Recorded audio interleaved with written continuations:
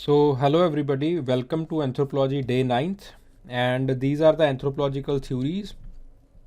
सो anthropological theories के अंदर हम ऑलरेडी जो है वो सारे एंथ्रोपोलॉजिस्ट के जो बेसिक कंसेप्ट हैं उनकी अप्रोचेस जो हैं वो कर चुके थे। सो हमने जो है वो पिछला जो सवाल था वो भी ऐसा ही किया था, जिसके अंदर जो है वो आपका जो है वो एक रीकैपुलेशन जो आपका रीकैप है वो जो है वो हो रहा था। ठीक है। सो एंथ्रोपोलॉजिकल थ्योरीज़ के अंदर हमारे पास एक टॉपिक अभी जो है वो रह चुका था, उसके ऊपर जो है वो हम बात करने वाले हैं। So before we start this lecture, to download the PDF file, you should first download the O2IS Academy app। अगर आप PDF फाइल को डाउनलोड करना चाहते हैं तो O2IS Academy ऐप को डाउनलोड कीजिए। इसके स्टोर सेक्शन के अंदर जाइए। स्टोर सेक्शन के अंदर जो है वो आपको ये कोर्स मिलेगा, anthropology optional revision and answer writing course. In the anthropology optional revision and answer writing course आप जो है इसके रिसोर्स सेक्शन के अंदर जाइए। इन दी रिसोर्स सेक्शन आपको जो फाइल है वो जो है वो मिल जाएगी। ठीक है। सो चलिए हम देखते हैं कि आपके पास कौन कौन से थीम्स जो है वो इनसे जो है वो पूछे जा रहे हैं। सो जनरली जो है वो आपके पास 4 थीम्स जो है वो पूछे जाते हैं। 4 जो थीम्स हैं वो कौन कौन से हैं आपके पास जो है। जो पहला थीम है वो आपके पास है कि आपके पास अप्रोचेस क्या हैं, what are the different approaches. ठीक है, to study the different anthropologist को स्टडी जो उन्होंने ये कल्चर पर्सनैलिटी स्कूल बनाया है, तो उसको स्टडी करने के लिए अलग अलग जो एंथ्रोपोलॉजिस्ट हैं उन्होंने कौन कौन सी जो अप्रोचेस हैं वो जो है वो फॉलो की हैं। सो ऑलरेडी जो है वो हम इन चीज़ों के बारे में पढ़ चुके हैं कि आपके पास जो राल्फ लिंटन है, राल्फ लिंटन की जो अप्रोच है that is the functionalist approach. जो आपके पास जो मार्गरेट मीड है, मार्गरेट मीड की जो अप्रोच है that is the cultural deterministic approach. Ruth Benedict की अप्रोच जो है वो आपके पास आइडल इथोस की अप्रोच है। ठीक है, बेसिक इथोस की अप्रोच है। फिर आपके पास जो है बेसिक पर्सनैलिटी अप्रोच आ जाती है, मॉडल पर्सनैलिटी अप्रोच आ जाती है। तो दीज आर द अप्रोचेस। अलग अलग एंथ्रोपोलॉजिस्ट ने कल्चरल पर्सनैलिटी स्कूल को स्टडी करने के लिए अपनी अलग अलग जो अप्रोचेस हैं वो जो है वो अपनाई हैं। So what do you understand by the national character studies. National character studies से आपका क्या मतलब है। ठीक है, वो जो है आपके पास उसको जो है वो हम इस लेक्चर के अंदर जो है वो स्टडी करने वाले हैं। दूसरी जो थीम पूछी जाती है वो आपके पास जो है कंट्रीब्यूशन से पूछी जाती है। और तीसरी जो आपके पास जो थीम है इन्हीं कंट्रीब्यूशन से निकलती है। जो तीसरी थीम जो है वो आपके पास जो है अलग अलग कॉन्सेप्ट्स के बारे में जो है पूछा जाता है। फॉर एग्जांपल रूथ बेनेडिक्ट का जो कंसेप्ट है आपके पास पैटर्न्स ऑफ कल्चर के ऊपर, वहाँ से जो है सवाल पूछा जा चुका है। मॉडल पर्सनैलिटी के ऊपर सवाल पूछा जा चुका है। तो जो अलग अलग आपके पास कंसेप्ट्स हैं उनके ऊपर जो है वो अलग अलग जो है वो क्वेश्चंस जो है वो आपके पास जो है पूछे जा चुके हैं। और जो चौथा आपके पास बहुत बेहद इम्पॉर्टेंट थीम जो पूछा जाता है that is the theme of the national cultural studies और नेशनल कैरेक्टर स्टडीज़ का जो है वो एक थीम जो है वो आपसे पूछा जाता है। ठीक है। सो इन क्वेश्चंस के गो थ्रू आप हो जाइए, इन क्वेश्चंस को एक बार देख लीजिए तो आपको जो है वो जनरल यही थीम्स जो है वो आपको देखने को मिलेंगे। ठीक है, contribution of Ralph Linton, Cora DuBois, Abraham Kardiner. Contribution का मतलब क्या है कि आपको जो है वो जनरली जो है वो 3 चीज़ें जो है वो इनकी लिखनी है। कंट्रीब्यूशन के अंदर पहले जो है वो इनका फील्ड वर्क कहाँ पे है और या इन्होंने जो है काम क्या लिखे हैं। ठीक है, दूसरी कंट्रीब्यूशन आती है कि इन्होंने मेथडोलॉजी कौन सी अपनाई है और अपनी मेथडोलॉजी को एग्जीक्यूट किस तरह से किया है। और जो तीसरी चीज़ है कि इन्होंने अपनी मेथडोलॉजी के अंदर जो है वो क्या कंक्लूजन्स, क्या फाइंडिंग्स जो है वो इन्होंने प्राप्त की हैं, क्या फाइंडिंग्स जो हैं वो इनको मिली हैं। फिर अगला जो पार्ट आता है वो आता है क्रिटिसिज्म का पार्ट। जब ऐसा सवाल पूछा जाता है कंट्रीब्यूशंस को डिस्कस कीजिए, तो क्रिटिसिज्म बहुत जनरल जो है वो आपको एक क्रक्स के अंदर जो है वो लिख देना होता है। जनरल का मतलब ये नहीं है कि कुछ भी लिख दोगे, ऐसा जनरलाइज्ड है जी फलां है दिम का, ऐसा नहीं लिखना। एक क्रक्स के अंदर जो है वो आपके पास क्रिटिसिज्म जो है वो लिख देना है। ठीक है, तो इस तरह से जो है इन चीज़ों को आपको जो है वो लिखना पड़ेगा। देन आपके पास अगेन एक कंसेप्ट आ गया मॉडल पर्सनैलिटी का कंसेप्ट। अब बात आती है मुद्दे की, द नेशनल कैरेक्टर स्टडीज़। जो आपके पास नेशनल कैरेक्टर स्टडीज़ हैं, they have been studied by Margaret Mead, Ruth Benedict, Geoffrey Gorer और आपके पास जो है वो जॉन रिकमैन। तो इन लोगों ने जो है वो नेशनल कैरेक्टर स्टडीज़ जो है वो समझाई हैं। तो आपके पास जो है वो नेशनल कैरेक्टर स्टडीज़ जापान के अंदर की गई है, यूएसए के अंदर, रशिया के अंदर, जर्मनी के अंदर, चाइना के अंदर और बहुत सारे नेशंस के अंदर जो है वो नेशनल कैरेक्टर स्टडीज़ जो है वो की गई हैं। जो पहली बात आती है वो ये आती है कि नेशनल कैरेक्टर स्टडी आखिरकार होती क्या है। नेशनल कैरेक्टर स्टडी जो है वो आपके पास, नेशनल कैरेक्टर स्टडी क्या होती है, it is basically the totality of the traditions. ठीक है, आप मॉरल्स लेते हो, आप ईथोस लेते हो, उन सारी चीज़ों को आप जब सम कर देते हो, it is the totality of the traditions. और आपके पास इंटरेस्ट, आइडल्स, इन सारी चीज़ों को नेशन में, इन सारी चीज़ों को लीजिए और इन सारी चीज़ों को जो है वो सम कर दीजिए। तो आपको ये पता चलेगा कि जब मैं कहता हूँ इंडिया तो मेरे दिमाग में कुछ ईथोस आ जाते हैं, जैसे गांधीनिज़्म का ईथो आ गया, जैसे मेरे पास जो है वो मेरे दिमाग के अंदर जो है वो कुछ स्पिरिचुअलिटी का ईथो आ गया। तो इसका मतलब क्या है कि जो इंडिया की इमेज है वो इन ट्रेडिशंस के अराउंड, इन इंटरेस्ट्स के अराउंड, इन आइडियल्स के अराउंड जो है वो मोल्ड हो रही है। तो इन सारी चीज़ों को जब हम कल्मिनेट कर देते हैं, इन जब सारी चीज़ों को जब हम ऐड कर देते हैं, तो हमारे पास एक नेशनल कैरेक्टर जो है वो निकल के सामने आता है कि हमारा जो है वो नेशनल कैरेक्टर क्या है, यानी कि हमारी जो नेशन की इमेज है वो क्या है, वो हमारे पास जो है वो निकल के सामने आती है। ठीक है, तो इसीलिए कहा गया है कि जो नेशनल कैरेक्टर है, so this is the definition. तो इसके अंदर कहा गया है कि जो नेशनल कैरेक्टर है, इट इज़ द टोटलिटी, यानी कि it is the summation, summation of what, summation of traditions, interests, idols, जिसके साथ कि आपके पास जो है वो एक नेशन की इमेज बनती है। Image is the keyword. ठीक है, तो जो जिसके साथ एक नेशन की इमेज बनती है, तो सारी चीज़ों की जब आप टोटलिटी कर देते हो, ऐड कर देते हो, इंडिया के बारे में सोचा तो इंडिया के बारे में कुछ खास चीज़ें जो है वो आपके दिमाग के अंदर जो है वो आ जाएंगी। इंडिया के ट्रेडिशंस के बारे में आ जाएगा, इंटरेस्ट के बारे में आ जाएगा, आइडल्स के बारे में आ जाएगा, और वो जो सारी की सारी चीज़ें हैं वो क्या बनाएंगी, इंडिया का जो इमेज है वो बनाएंगी। ठीक है, आपके दिमाग के अंदर भी बनेगा ये इमेज, और जो बाकी हैं उनके दिमाग के अंदर भी ऐसी ही इमेज जो है वो बनेगी। ठीक है, according to Margaret Mead, the objective of the national character studies, it is to describe, analyse and interpret the characters and the behaviour patterns and the personality traits of nation और some group of people जो वहाँ पे रह रहे हैं। ठीक है, तो उन चीज़ों को समझाना, बाकी लोगों को समझाना कि वो जो अंदर वाले लोग हैं वो किस तरह से सोचते हैं, किस तरह से अपनी चीज़ों को इंटरप्रेट करते हैं, एनालाइज करते हैं, री इंटरप्रेट करते हैं।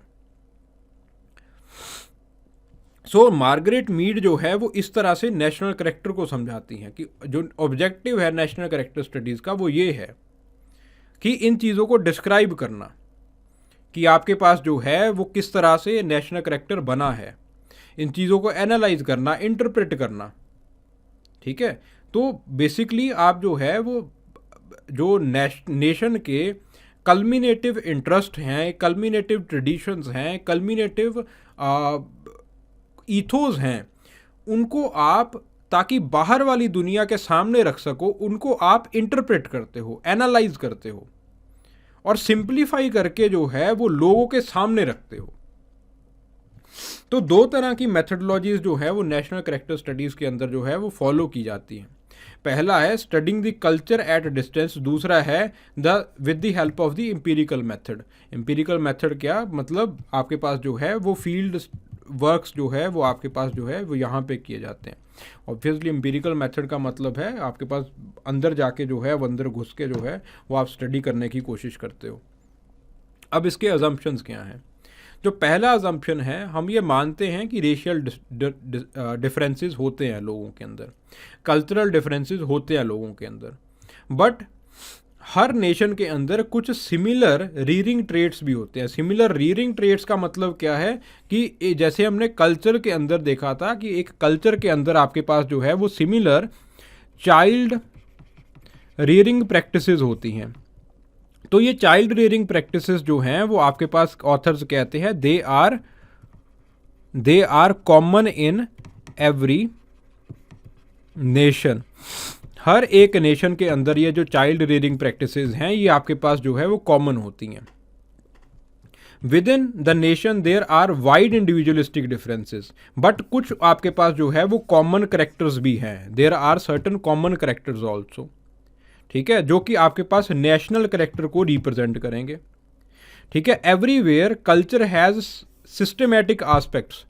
हर जगह के ऊपर कल्चर के कुछ सिस्टमेटिक आस्पेक्ट्स हैं। सिस्टमेटिक आस्पेक्ट्स का एग्जाम्पल, फॉर एग्जाम्पल कि in the case of enculturation, enculturation में आपके पास जो है वो आपकी फैमिली लगती है, आपके पास जो है वो आपकी सुपर नेचुरल आपका जो रिलीजन है वो आपके पास लगता है। तो दो बेसिक एलिमेंट जो है वो आपका इनकल्चराइजेशन करते हैं। इनकल्चराइजेशन का मतलब क्या है कि आपके अंदर हैबिट्स को इनकलकेट करना, आपके अंदर वैल्यूज़ को इनकलकेट करना।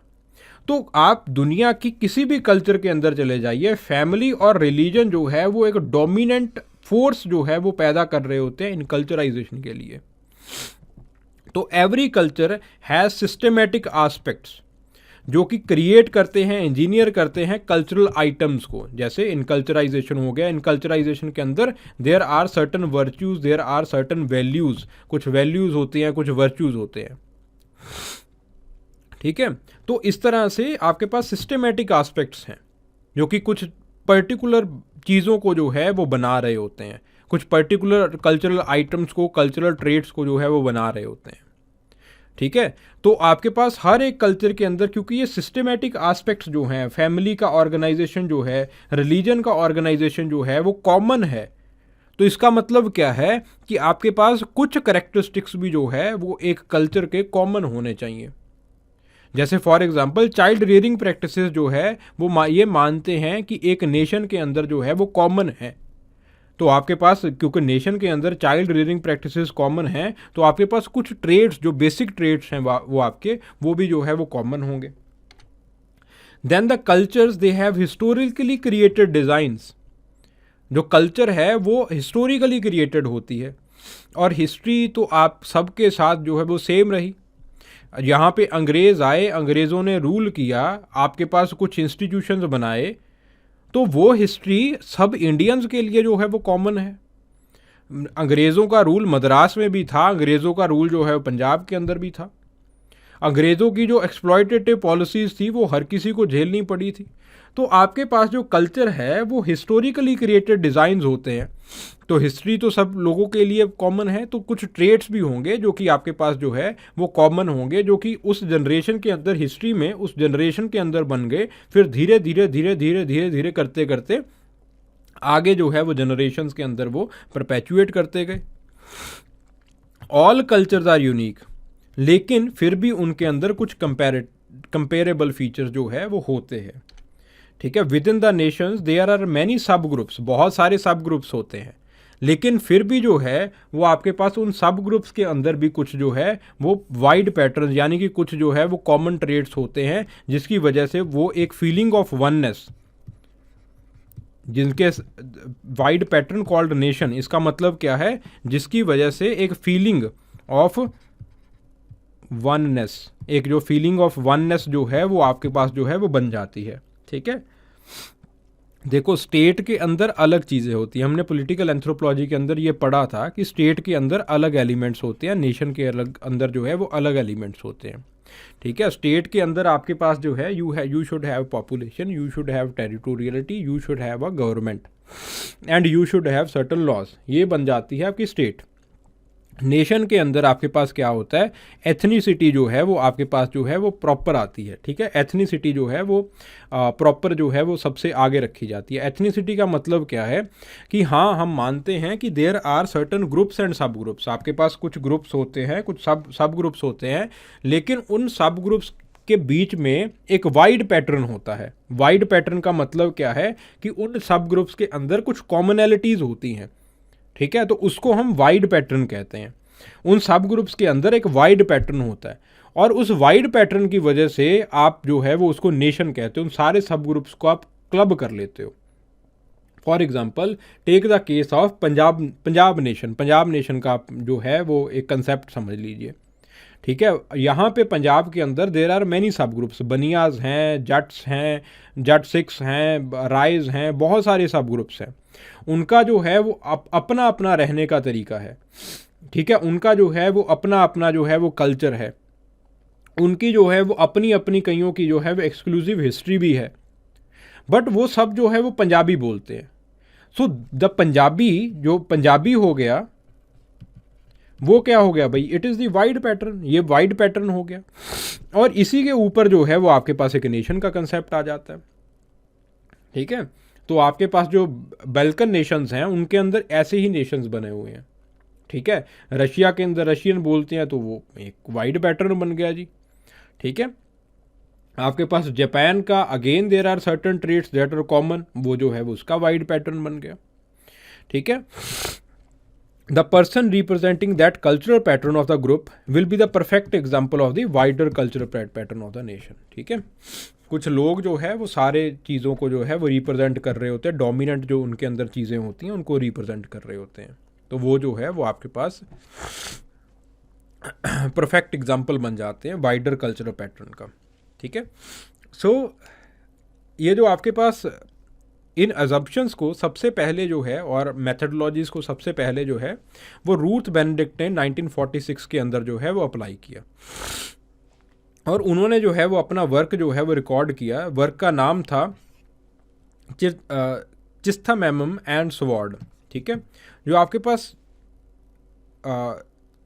चिस्थामेमम है, it is the national flower, it is the national flower of Japan, ये नेशनल फ्लावर है जापान का। Sword it represents the harshness, तो उन्होंने जो है he has studied it from a distance, ठीक है। It is the study from distance, ठीक है। तो डिस्टेंस में जो जैसे दो मेथड्स हमने किए थे ना, one was the studying culture at a distance, sorry, तो she has studied from a distance, तो डिस्टेंस में जो है वो उनको जो है वो स्टडी किया है, ठीक है। तो डिस्टेंस में स्टडी करके उन्होंने जो है एक किताब लिखी है चिस्थामेमम एंड स्वॉर्ड, ठीक है। So through the analysis of newspapers, books, cinema, film, कुछ इंटरव्यूज़ लिए जो जापानीज़ जो आपके पास वॉर प्रिजनर्स थे, तो उनके जो है वो इंटरव्यूज़ लिए, उनसे जो है चाइल्डहुड मेमोरीज जो है वो उनकी कलेक्ट की। सो इस तरह से जो है वो उन्होंने अपनी किताब के लिए जो है डेटा कलेक्ट किया, और डेटा कलेक्ट करके उसका एनालिसिस किया, उसको री इंटरप्रेट किया और उसको जो है वो लिखा, और उन्होंने अपनी जो है वो एक किताब बनाई चिस्थामेमम एंड स्वॉर्ड। तो आपके पास जो ये जो किताब है it was published in 1946 and it was the first national study जो कि इस मेथडोलॉजी के साथ जो है वो हुई थी। फिर उसके बाद मार्गरेट मीड ने इस मेथडोलॉजी को जो है वो नकारा है, और मार्गरेट मीड ने जो है वो फील्ड वर्क किया है, ठीक है। तो पहला जो फील्ड वर्क था मार्गरेट मीड का, क्योंकि जब आपके पास नेशनल कैरेक्टर स्टडीज़ हुई तो नेशनल कैरेक्टर स्टडीज़ के टाइम के ऊपर जो है वो आपके पास जो था वर्ल्ड वॉर चल रही थी, तो वर्ल्ड वॉर के कारण जो था आप you cannot move freely to Europe, Europe के अंदर नहीं जा सकते आप जो है वो एशिया के अंदर नहीं जा सकते, आप जो है वो जापान में ट्रैवल तो ऑब्वियसली नहीं कर सकते बिकॉज अमेरिकन एंथ्रोपोलॉजिस्ट हैं। तो पहली जो उन्होंने स्टडी करी, पहला जो फील्ड वर्क किया उन्होंने, वो जो है वो यूएसए के अंदर ही किया था। तो यूएसए के अंदर वो उन्होंने फील्ड वर्क किया मार्गरेट मीड ने, और पहला अपना जो नेशनल कैरेक्टर स्टडी जो छापी उन्होंने, it was the and keep your powder dry, ये किताब जो है वो उन्होंने छापी, ठीक है। उन्होंने जो है वो तीन स्टेप्स के अंदर जो है वो कल्चरल और साइकोलॉजिकल इन्फॉर्मेशन को जो है वो कलेक्ट किया है। पहला वो कहती हैं the area of the approved and disapproved behaviour, उसको कलेक्ट कीजिए कि कल्चर जो है वो किस चीज़ को सही मानती है और किस चीज़ को जो है वो गलत मानती है। पहला स्टेप जो है वो आप उस चीज़ को जो है वो आप कलेक्ट कीजिए। फिर उसके बाद one must identify the mechanisms by which the individual conforms to the approved behaviour. अगर आप डिसअप्रूव्ड बिहेवियर की तरफ चले जाते हो, तो कौन से मैकेनिज़म्स हैं जिसके साथ आपको जो है वो डिसिप्लिन किया जा रहा है, आप उन मैकेनिज़म्स को जो है वो स्टडी कीजिए। How you are rewarded and how much you are punished, उन चीज़ों को जो है वो आप जो है वो स्टडी कीजिए। ठीक है, अगर तो पनिशमेंट बहुत हार्ड है तो इसका मतलब क्या है कि कल्चर जो है वो पूरी तरह से इन चीज़ों को, इन हरकतों को जो है वो डिसअप्रूव करती है। और बहुत ज़्यादा जो है स्ट्रिक्ट डिसिप्लिन जो है वो एक इंसान को जो है वो देखना पड़ रहा है। One must collect both the psychological and the cultural data. हर किसी को जो है वो आपके पास साइकोलॉजिकल और जो कल्चरल डाटा जो है वो हर किसी के पास जो है वो होना चाहिए। ठीक है, during the field work and the sample size that should be chosen should always represent the whole nation. तो आपके पास जो है वो ये सैम्पल स्पेस जो है वो साइकोलॉजिकल और कल्चरल डेटा का जो सैम्पल स्पेस है वो इतना बड़ा होना चाहिए कि वो हर कोई व्यक्ति जो है उसके अंदर जो है वो रिप्रेजेंटेड समझे। फॉर एग्जांपल बहुत सारे आपके पास जो है सब ग्रुप्स होते हैं, ठीक है, कल्चर के अंदर। तो आप हर एक सब ग्रुप में जाइए, उसके अंदर कल्चरल डिफरेंसेस देखिए और हर कल्चरल डिफरेंसेस का आप जो है वो एक एक इंडिविजुअल अपने सैम्पल स्पेस के अंदर रख लीजिए। फिर उसके बाद उन इंडिविजुअल से आप इंटरव्यू कीजिए, ठीक है, उनको क्वेश्चनेयर भरवाइए एक्सेट्रा एक्सेट्रा। ठीक है, तो ये तीन जो चीज़ें हैं वो आपके पास according to Margaret Mead they are of immense importance. तीन चीज़ें जो है वो बहुत इंपॉर्टेंट हैं। पहला ये देखना कि क्या अप्रूव्ड है और क्या डिसअप्रूव्ड है। दूसरा मैकेनिज़्म को आइडेंटिफाई करना कि कितना जो है वो आपके पास जो डिसिप्लिनिंग मैकेनिज़्म है वो कितना हार्ड है, कितना हार्श है। फिर आपके पास तीसरा जो है वो है one must collect both the psychological and cultural data. एक इंसान को दोनों डेटा जो है वो कलेक्ट करना पड़ेगा, उसको साइकोलॉजिकल डेटा भी कलेक्ट करना पड़ेगा और उसको जो है वो कल्चरल डेटा भी जो है वो उसको कलेक्ट करना पड़ेगा। ठीक है, दोनों डेटा कलेक्ट करके और आपके पास एक प्रॉपर सैंपल स्पेस बना के जो है प्रॉपर जो है आपके पास सैंपल साइज बना के जो कि हर ग्रुप को जो है वो रिप्रेजेंट करता हो, फिर आप जो है वो चीज़ों को आगे जो है रख सकते हैं। फिर जो है वो आप जो है वो चीज़ों को रिप्रेजेंटेटिव जो है वो रख सकते हैं।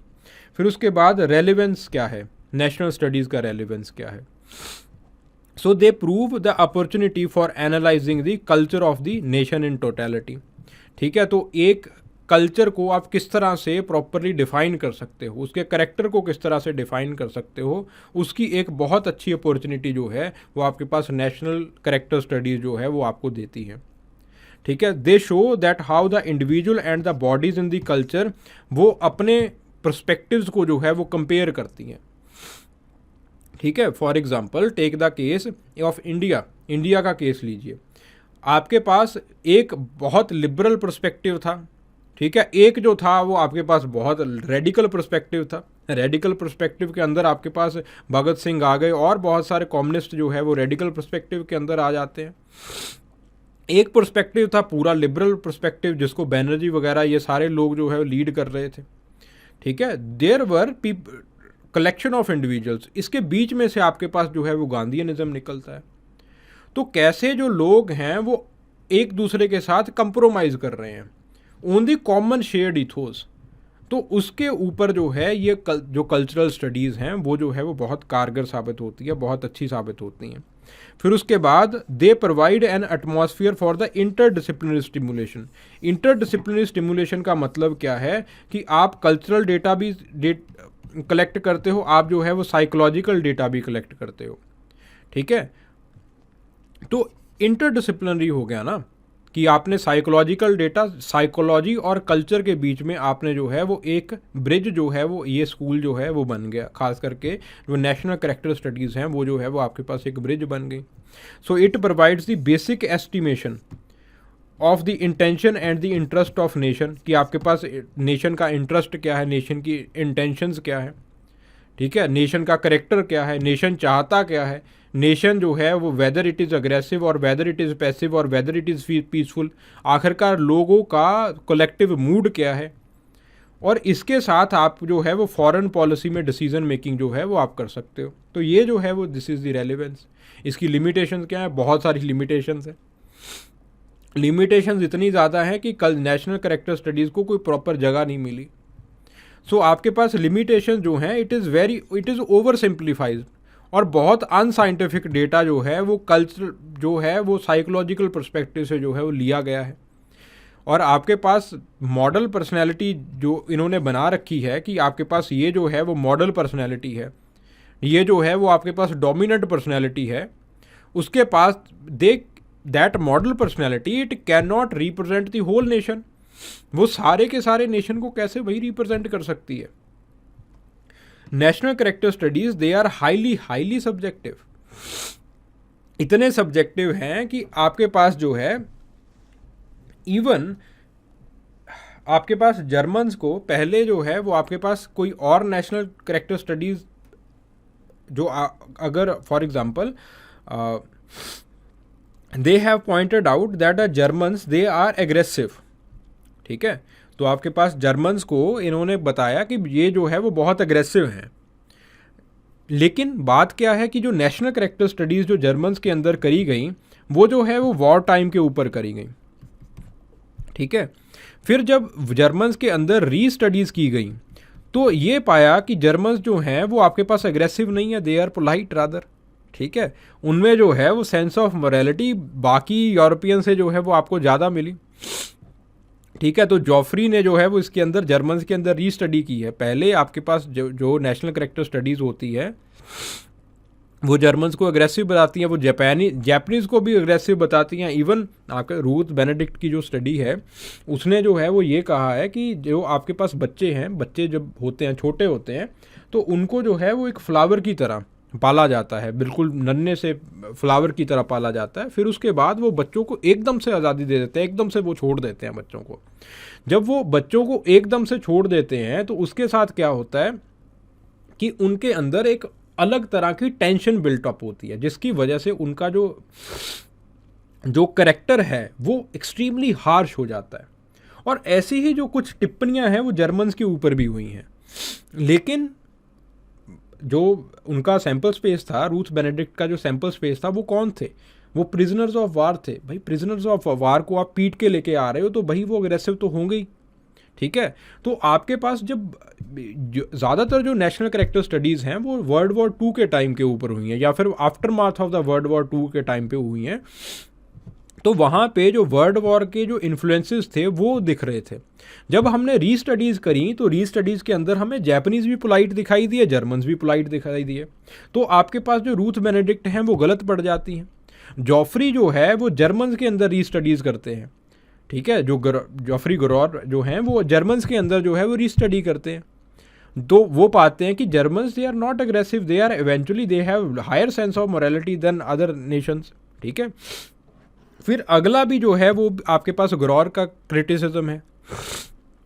दिस क्रिटिसिज्म वो उन्होंने मार्गरेट मीड को जो है वो क्रिटिसाइज करने की बात किया है यहाँ पे criticise. So finally, it has been said that the occupational and the social status it tend to cut across the national boundaries. तो मार्गरेट मीड क्या कहती हैं कि आपके पास एक प्रॉपर करेक्टर होता है, देयर आर सब ग्रुप्स, आपके पास सब ग्रुप्स हैं, और मार्गरेट मीड ने सब ग्रुप्स को जो है वो अपने सब ग्रुप्स को क्लास के हिसाब से, ऑक्यूपेशन के हिसाब से जो है वो डिवाइड किया है, ठीक है। फॉर एग्जांपल एक सब ग्रुप जो है वो फार्मर्स का है, एक सब ग्रुप जो है वो फैक्ट्री वर्कर्स का है, ठीक है।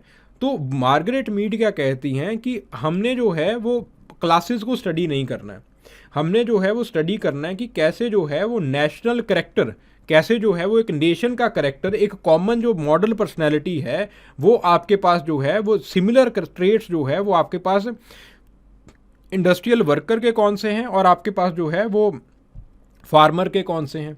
तो यहाँ पे इन दोनों के बीच में जो सिमिलर ट्रेट्स हैं उनको हमने स्टडी करना है, तो हम जो है वो नेशनल कैरेक्टर स्टडीज़ को जो है वो रिप्रोड्यूस कर पाएंगे।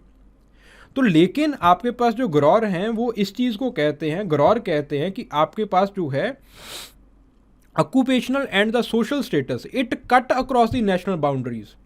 अगर आप फ्रेंच फार्मर और जर्मन फार्मर की बात करो तो दोनों के बीच में जो है वो आपको ज़्यादा सिमिलैरिटीज़ दिखाई देंगी देन दी जर्मन फैक्ट्री वर्कर। अगर आप फ्रेंच फैक्ट्री वर्कर और जर्मन फैक्ट्री वर्कर को आप कंपेयर करो, दोनों के अंदर जो है वो ज़्यादा सिमिलैरिटीज़ हैं देन दी जर्मन फार्मर, ठीक है, तो आपके पास जो है जो कॉमन ट्रेड्स हैं, those common trades they cut across the national boundaries, वो नेशनल बाउंड्रीज को कट करते हैं। क्लास के अंदर जो है वो आपको ज़्यादा कॉमन ट्रेड्स मिलेंगे। ठीक है, सो इस तरह से आपके पास नेशनल कैरेक्टर स्टडीज़ को जो है वो जो पुरानी नेशनल कैरेक्टर स्टडीज़ हैं उनको ग्रॉर ने जो है वो क्रिटिसाइज़ किया है। ठीक है, एक तो सब्जेक्टिविटी को लेकर क्रिटिसाइज़ किया है, री स्टडीज़ का रिजल्ट जो है वो आपके पास पहली स्टडीज़ में प्रॉपरली दिखाई नहीं देता। ठीक है, so these are the criticism, ये आपके पास जो हैं वो इनके क्रिटिसिज्म्स हैं। Okay, now the question time. Question क्या इससे जो है वो पूछा जा सकता है, please excuse me. So the question that can be asked is critically examine the national character studies as done by psychological anthropologist। ठीक है, 15 मार्क्स। ठीक है, अब देखिए लिखना कैसे है। पहले आप लिखेंगे कि नेशनल कैरेक्टर स्टडीज़ का मतलब क्या है इन द इंट्रोडक्शन, कि नेशनल कैरेक्टर स्टडीज़ जो हैं वो होती क्या हैं। It is the totality of traditions, morals, idols etcetera etcetera, जो कि एक नेशन की क्या बनाती हैं, जो कि एक नेशन की इमेज बनाती हैं। ठीक है, नेशनल कैरेक्टर स्टडीज़ किन लोगों ने स्टडी की है, who have studied the national character studies. ठीक है, किन लोगों ने जो है नेशनल कैरेक्टर स्टडीज़ जो है वो स्टडी की है। सो मार्गरेट मीड, रूथ बेनेडिक्ट, इन सब के नाम जो है, ग्रॉर, इन सब के नाम जो है वो आपको लिखने हैं। फिर बात आती है बॉडी की। ठीक है, मार्गरेट मीड वगैरह, इनका अगर काम लिखना चाहते हो भाई काम लिख सकते हो, कोई दिक्कत वाली बात नहीं है। बॉडी के अंदर पहले आप लिखोगे अजम्पशंस, कि इसके अंदर अजम्पशंस, और अजम्पशंस का आपको जो है वो ज़्यादा स्पेस देना है। ठीक है, जो आपके पास पाँच छः अजम्पशंस हैं, मेजर जो है वो 5 अजम्पशंस हैं, तो वो आप जो है वो अजम्पशंस लिखोगे इसके अंदर। फिर उसके बाद जो है वो इन अजम्पशंस के ऊपर 2 तरह के मेथड जो हैं वो डेवलप हुए हैं। एक के प्रोपोनेंट जो है वो आपके पास रूथ बेनेडिक्ट हैं, दूसरे जो हैं वो आपके पास मार्गरेट मीड हैं। वो जो है वो एम्पिरिकल मेथड यूज़ करते हैं, और वो जो है वो स्टडी फ्रॉम डिस्टेंस, ये जो है वो दोनों कर रहे हैं। ठीक है, फिर उसके बाद आप एक सेक्शन दोगे क्रिटिसिज्म का। ठीक है, आपके पास जो चारों के चारों क्रिटिसिज्म है उनको जो है वो प्रॉपरली लिखोगे, खास करके जो है ग्रॉर का क्रिटिसिज्म जो है। ठीक है, उन चीज़ों को आप प्रॉपरली लिखोगे।